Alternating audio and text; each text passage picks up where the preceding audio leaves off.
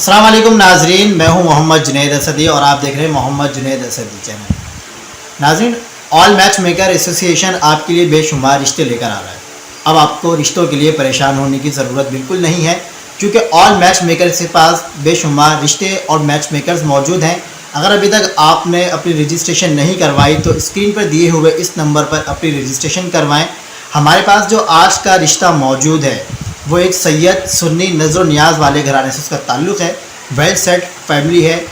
27 साल की एक हमारे पास फीमेल है जो कि नहायत ही खूबसूरत और सलीक़ेमंद लड़की है।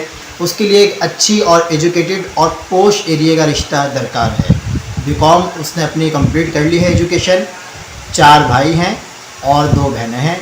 अगर कोई फैमिली इंटरेस्टेड है, north Karachi sector 11A Bangalore में उनकी रिहाइश है, तो इनके हिसाब से मुझसे रब्ता करें। स्क्रीन पर दिए हुए इस नंबर पर या तो रब्ता कर सकते हैं या हमें इनबॉक्स में मैसेज कर सकते हैं।